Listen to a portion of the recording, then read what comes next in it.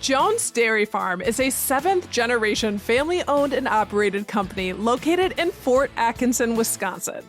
For more than 135 years, Jones has been using real, natural ingredients, original recipes, and time-honored traditions to create distinctive and timeless products. Jones is known for producing premium, all-natural breakfast sausage, naturally smoked hams and Canadian bacon, all-natural meatballs, and dry-aged bacon.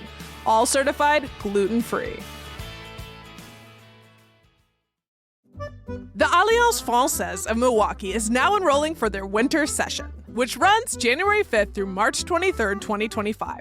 Register now at afmilwaukee.org. Most of their classes are available on Zoom for folks who can't make it to in-person classes in Milwaukee, including group classes for adults and private lessons tailor-made to your needs and goals. Special offer for Total Beginners French 101 is only $275. Register before December 29th to also take advantage of their early bird discount of $30 adult group classes. A biento! This is CityCast Madison. I'm Bianca Martin, and here's what Madison's talking about.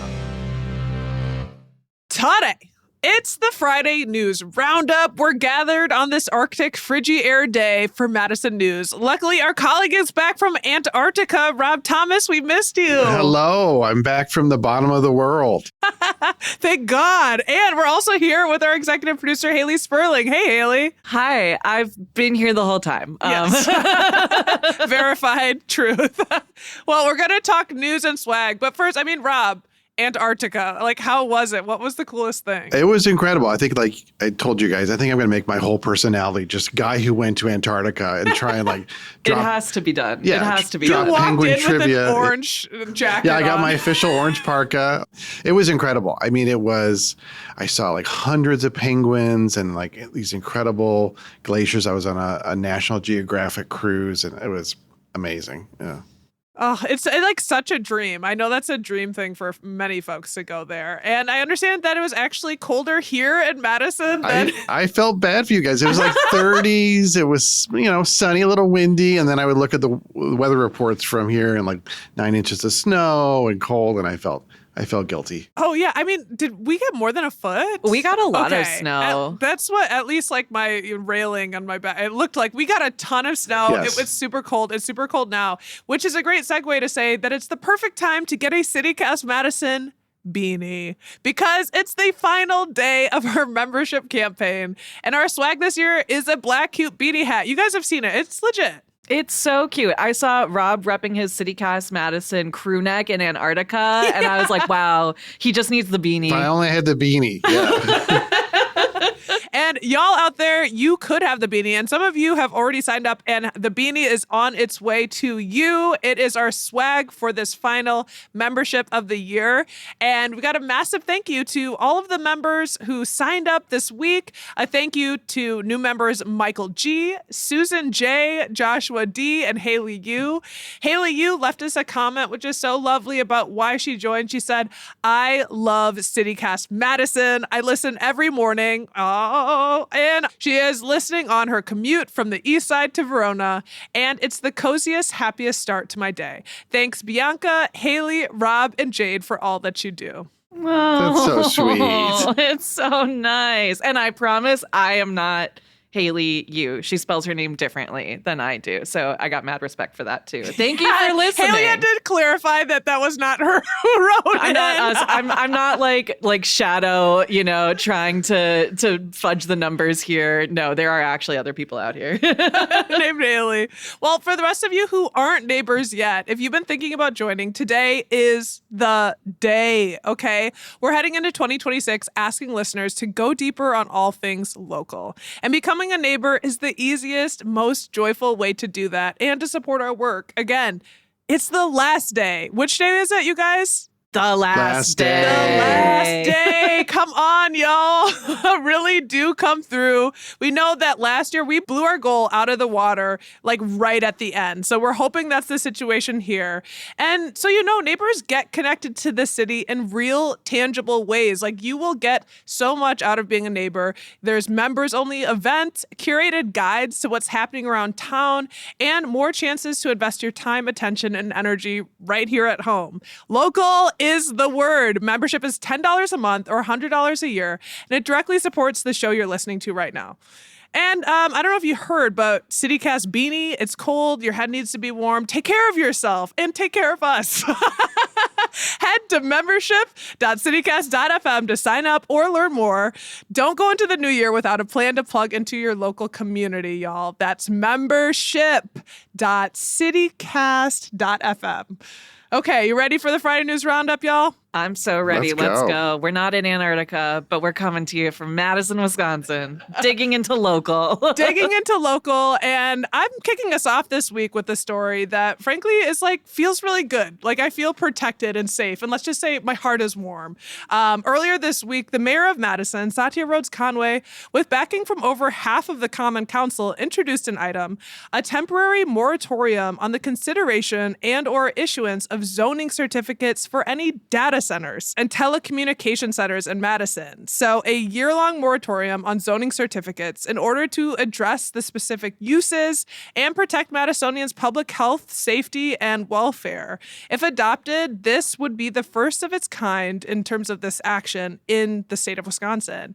What are y'all thinking about this story? I'm like, oh my God, you go, girl. Thank you. Protect us. These data centers are scary.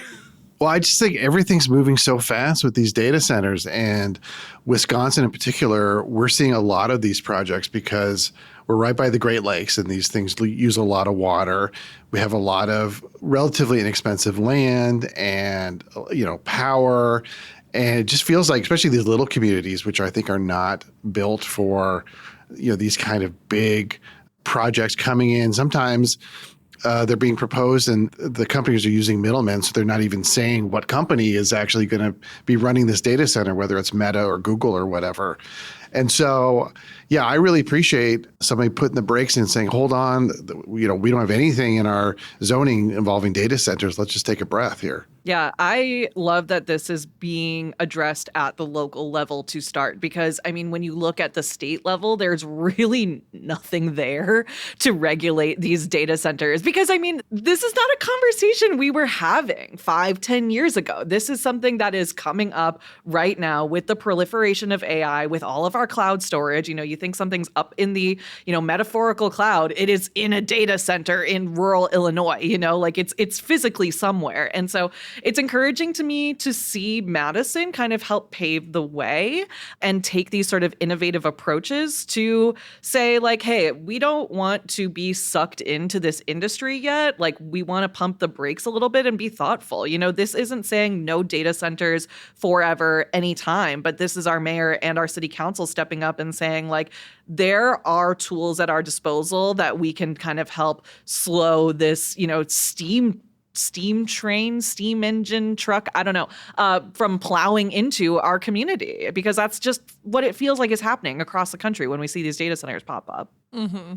And we don't know, in terms of sustainability, what this means from 10 years from now, 15 years from now. This feels like a boom and it's rolling in and it's going to be very impactful to the environment. And so, yeah, pumping the brakes. I love the way that you said that. And that's exactly how I'm feeling. Liam Barron of Isthmus wrote a great article and interviewed the mayor on this move. Rhodes Conway told him that she's putting forward this proposed moratorium because at this time, the city, as you mentioned, Rob, does not have a, quote, defined use of data center in our zoning code right now. So we just don't even have regulations for this whatsoever. This has happened in smaller communities across the U.S., but really Madison would be the biggest city of its kind to use zoning codes to slow the roll of data centers coming through. The biggest concerns naturally are energy use and water use, but also the sort of sustainability more broadly. And we'll be watching the next steps from the city. It sounds like this has backing, and I feel heartened and protected by this move. Thank you, city.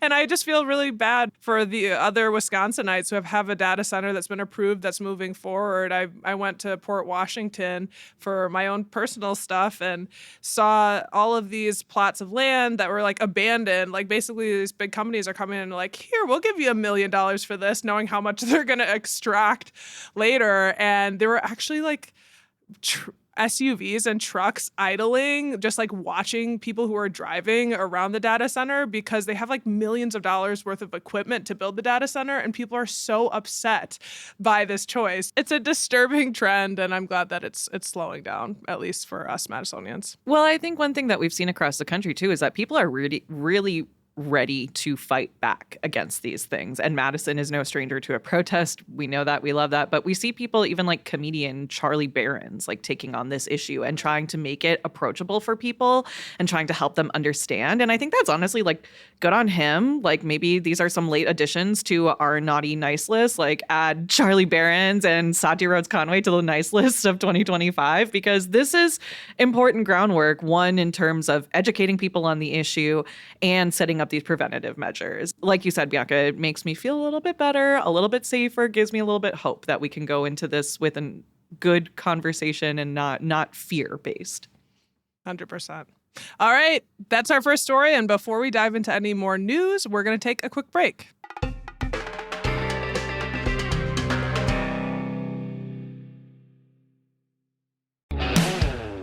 Naturally cherry wood smoked, center cut, and dry aged, that's Jones Dairy Farm bacon. Truly unique in their process of dry aging their premium bacon to lock in flavor while evaporating water. Experience the unmistakable flavor of Jones. You don't know what you're missing until you've tried it. Chefs prefer it because it's consistently high quality, and everyone else loves it because the flavor melts in your mouth. Jones Bacon is special and the star on any plate or in any dish. Snag a pack of their premium bacon today. Jones, making breakfast better since 1889. Does this holiday pattern sound familiar? You tell yourself, I'll get thoughtful gifts this season. Panic last minute and then buy a gift card? Yeah, this year I say skip the panic and give an Aura frame. I'm not gonna lie, I'm currently noodling hard on my Secret Santa gift. Why oh why is it so difficult to find a personal gift for the people we love? Well, a digital picture frame that holds unlimited free photos and videos is a pro move. With an Aura frame, you can preload photos to it before it ships, add a personalized message, and then stay connected all year by sharing photos and videos effortlessly from your phone. For a limited time, save on the perfect gift by visiting auraframes.com to get $35 off Aura's best-selling Carver matte frames. Named #1 by Wirecutter by using promo code CITYCAST at checkout. That's AURA frames.com, promo code CITYCAST. This deal is exclusive to listeners and frames sell out fast, so order yours today to get it in time for the holidays. Support the show by mentioning us at checkout. Terms and conditions apply. And we're back with Rob the newsman around the cold.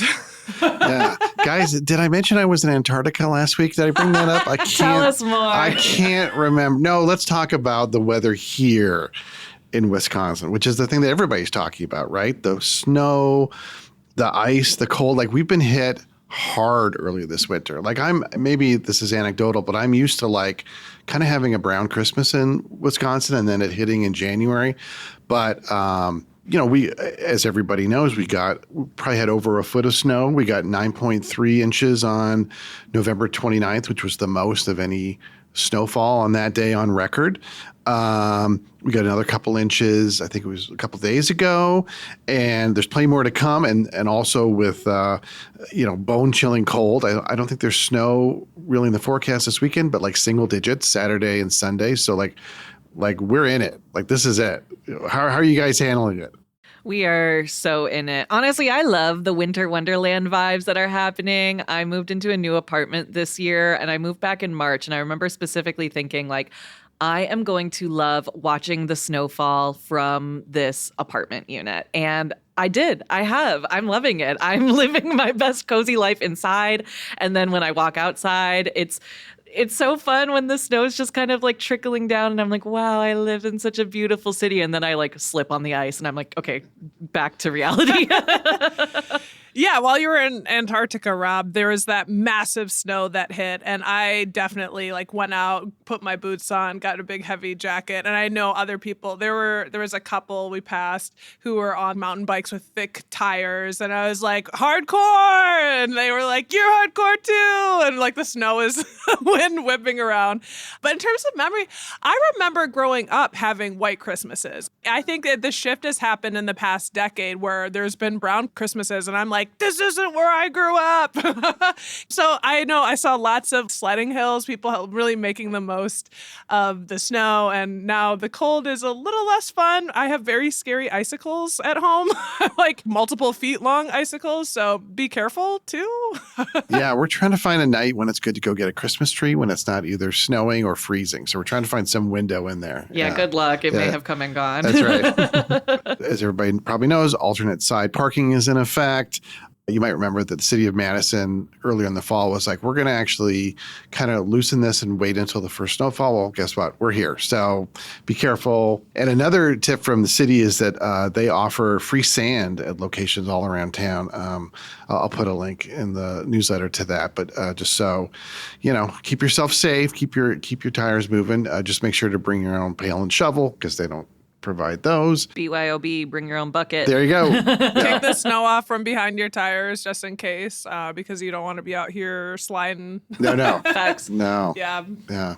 And of course, all this is a boon to snow removal companies because the more snow there is, the more money they make cleaning driveways and parking lots.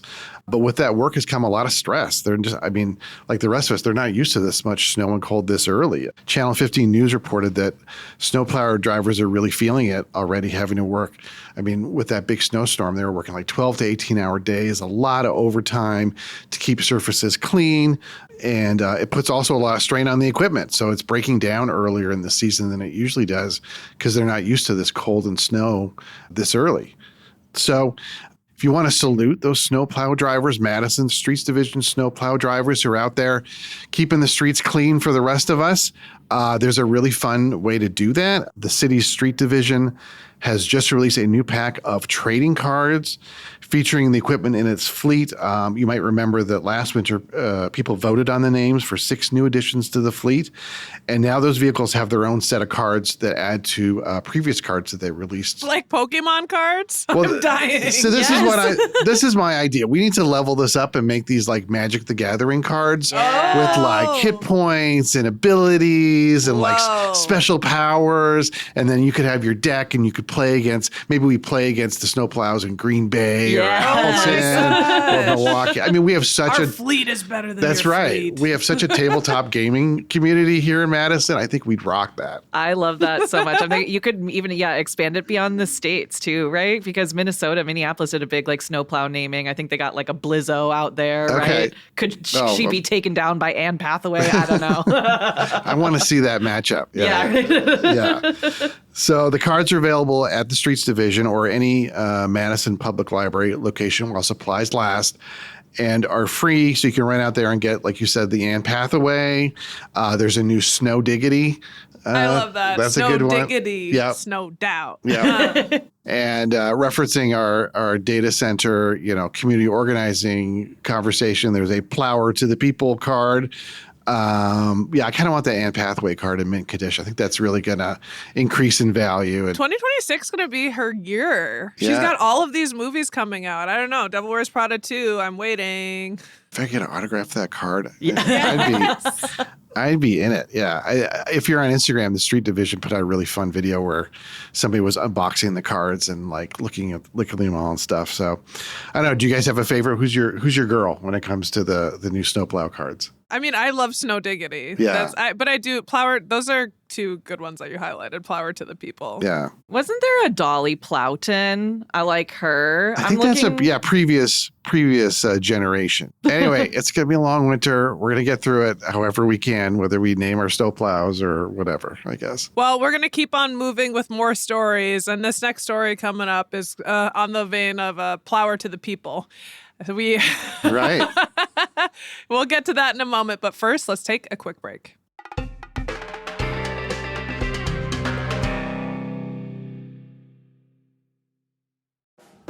Hey, Bianca here. I love Madison, and I never feel more connected to it than when I'm out and about at an iconic Madison spot and see my fellow Madisonians just living their best lives.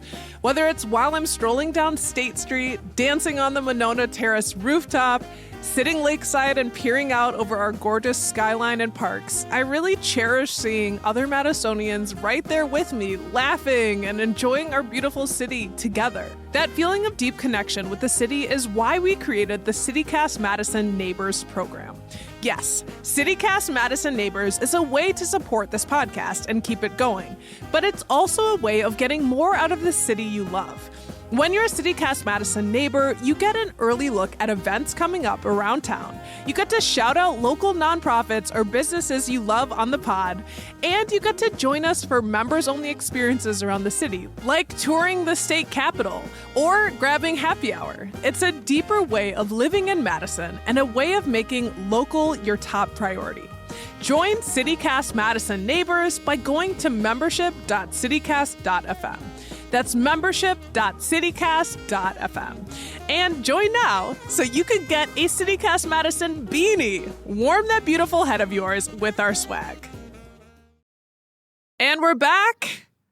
There's news. There's Plowers to the people getting into the street and standing up for their rights. Haley, you've got the story. Yes, Starbucks workers are on strike. Let's talk about it. On November 13th, unionized Starbucks workers kicked off their Red Cup Rebellion, a nationwide strike protesting for a new labor contract. And I said November 13th. This is now the longest strike in company history. Starbucks has thousands of stores across the nation, but according to the company, less than 4% of them are unionized. There's a little bit more to that story, but we will get in on that later. In the Madison area, there are 6 unionized shops and at least 11 statewide, and they are striking. So what are these workers fighting for? These workers are arguing that Starbucks corporate has been bargaining in bad faith after months of union busting and refusal to meet workers' demands for higher pay, better staffing, and, quote, resolution for hundreds of unfair labor practice charges, unquote. So thousands of employees across the country, at least in 85 cities, are participating in this massive strike. Have you guys seen this? Like, I know there's been a lot of it like floating around on social media. Like, how's it sitting with y'all?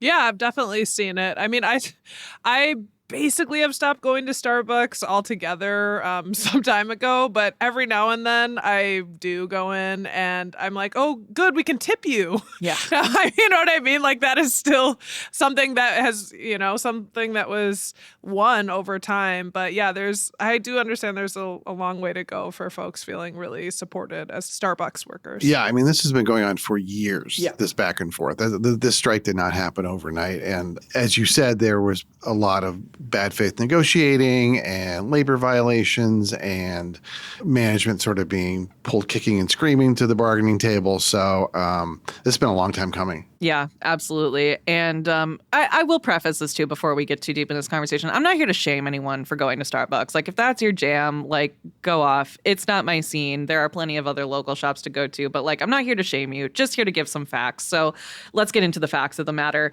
In Madison, the workers on State Street have been rallying some big local names to their cause.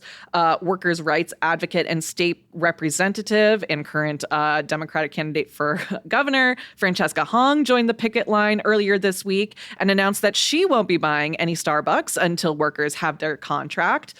In addition to that, Democratic Congressman Mark Pocan also joined the State Street picket line this week, which really shouldn't come as a surprise to anyone, considering he is the co-chair of the Congressional Labor Caucus. And this is all great, and there's huge names that are coming out, and if it feels like we've been through this before, like Rob kind of alluded to, we have. Like I said, and like you mentioned, Rob, these workers have been trying to negotiate with Starbucks for a long time, since at least April 2024. And if you'll recall, workers also went on strike right before Christmas last year. And then before that, in November 2023, more than 200 stores participated in the first Red Cup Rebellion. So we have literally been doing this for years. These workers have been asking for fair contracts, more wages, better staffing for years. And again, why? Because Starbucks allegedly keeps union busting, refuses to bargain in good faith, and simply hires scabs to stop the strike from impacting the businesses. So tale as old as time when it comes to striking, right? This strike, though, on the other hand, seems to have a little bit more staying power. Like I said, longest one in the company's history so far. Workers are mad, and other high-profile politicians are getting in on the action, too. Vermont Senator Bernie Sanders and New York Mayor-elect Zoran Mamdani joined the picket line earlier this month and really rallied the workers by laying out some of the big inequities within the company. So do you guys want to hear some numbers? Absolutely. All right. So 36.2 billion.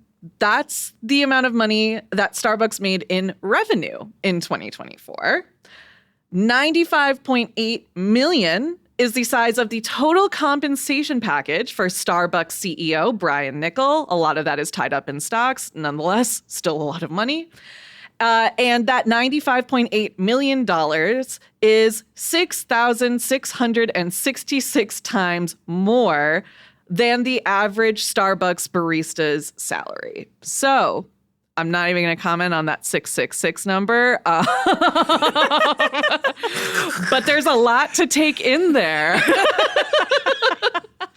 So yeah, I mean, are you guys fired up? Bianca, you shared your take on Starbucks. Rob, do you go to Starbucks often? I don't, unless I'm in an airport and there's no choice. I think I went for the first time in a long time when we were flying back from Antarctica, where I was. Were you there? I was, yes.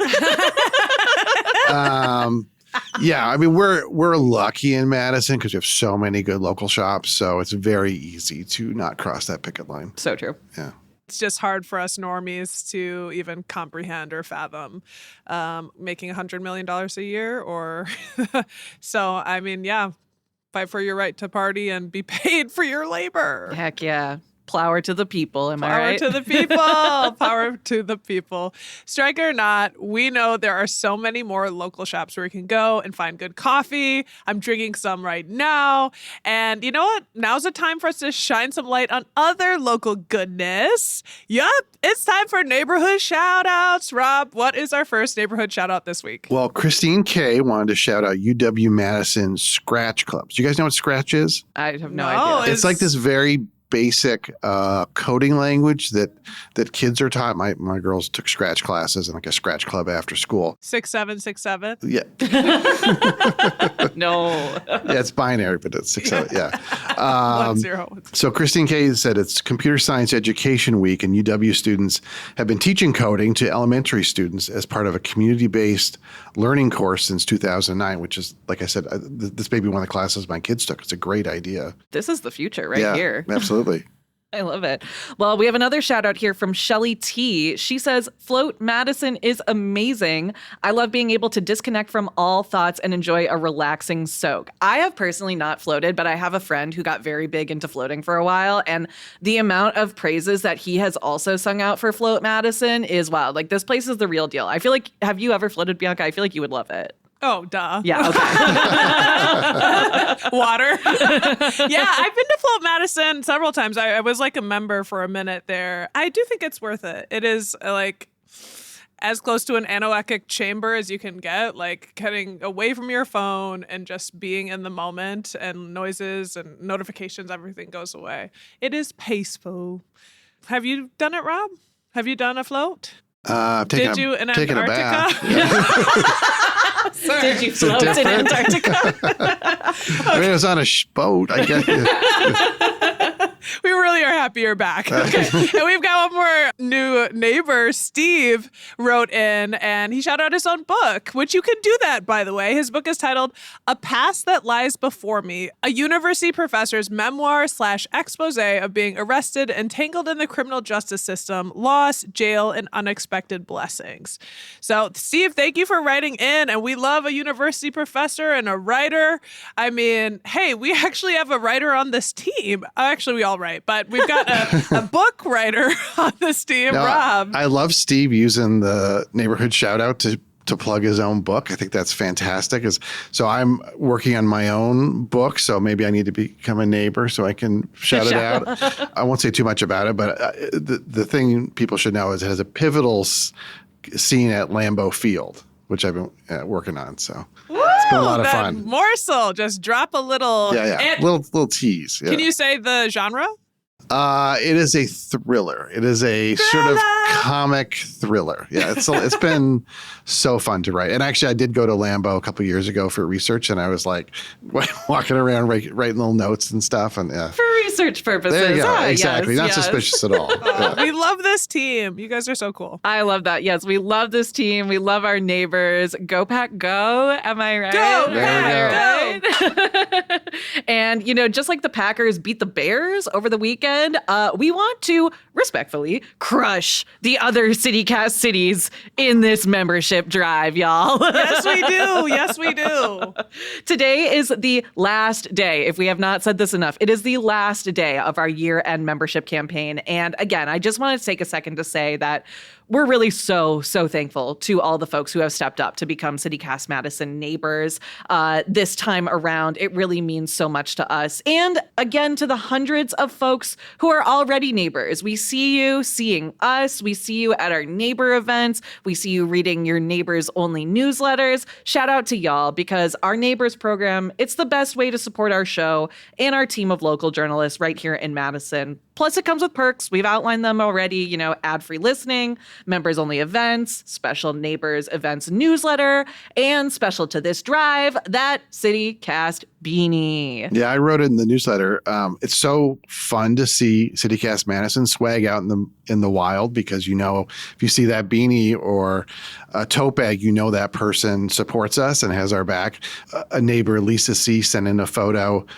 This really beautiful photo of her repping the tote bag, which she got from a previous drive right on the shore of the lake. And it was really cool. It's one of the best photos I've seen of Madison. Yeah. I was like, you go, thank you. This is the best promotion we could ever have. It was joy. It was so cool. And yeah, like you said, Bianca, it's such a good photo of Madison. It's such a good photo of our merch. And it was so nice of Lisa to send that to us. And it really made me so happy, to see people out and about. And again, it's like, yeah, if I saw someone out there with the CityCast Madison tote bag, I'd be like, what's up. What's up.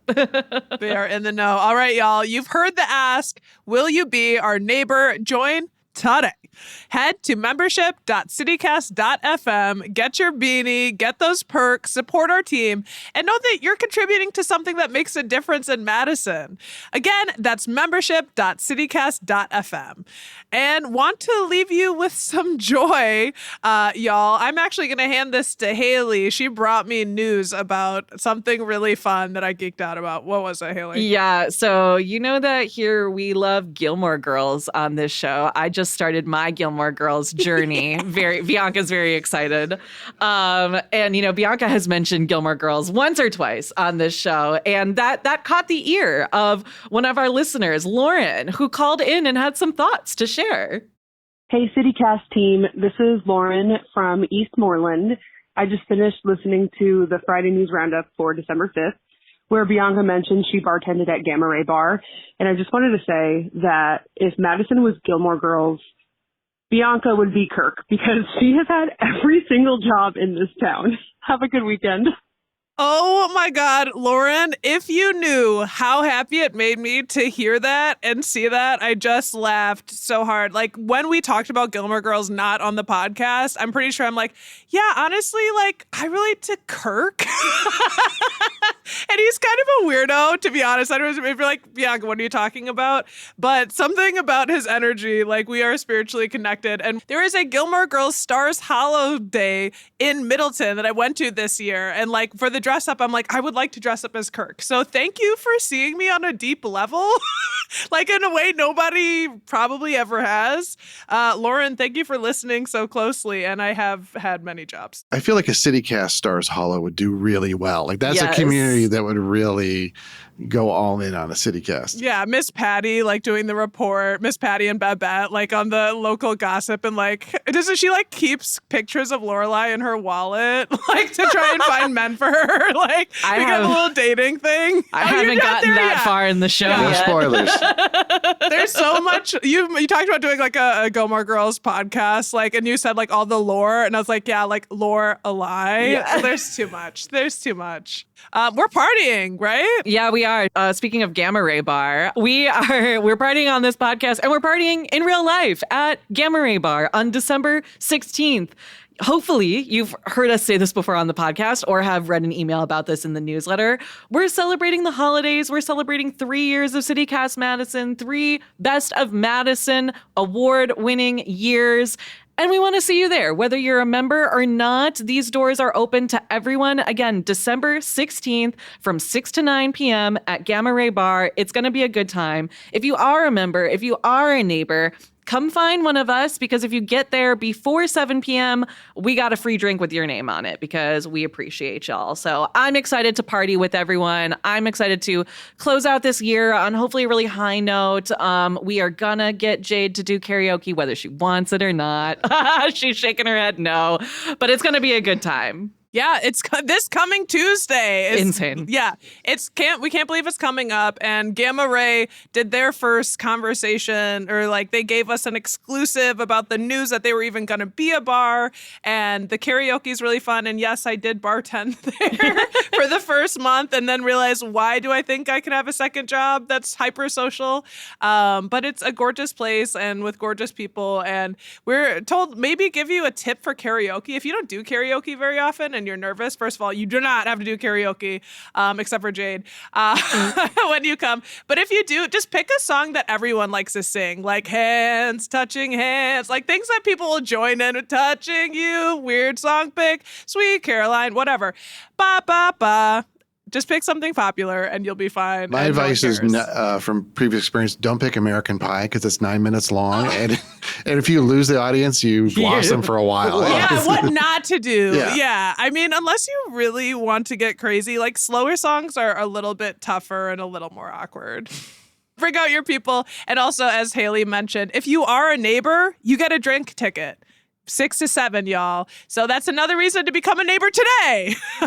Go to membership.citycast.fm. All right, y'all. Thanks for rounding up the news with me this week. Haley Sperling, you the best. You the best. We're not in Antarctica. And Rob Thomas, back from Antarctica. Thank you. I went to Antarctica.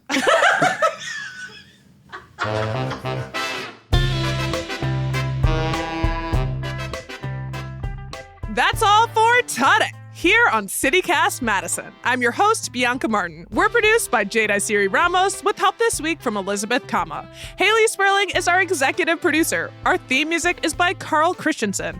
Additional music this week by Veslav Dragunov and Francois Couture from Triple Scoop Music via Getty Images. Plus, Wendy Martini, courtesy of Epidemic Sound. Rob Thomas is our newsletter editor with help this week from Francisco Kilgore. You can get more news delivered right to your inbox by subscribing to Madison Minutes. And you can also support the show and get great perks by becoming a CityCast Madison neighbor at membership.citycast.fm. Get your beanie today. And if you enjoyed today's show, want to share this podcast with someone who loves Arctic winds. See you back here Monday morning, y'all, with more news from around the city. Until then, thanks for listening and have a great weekend.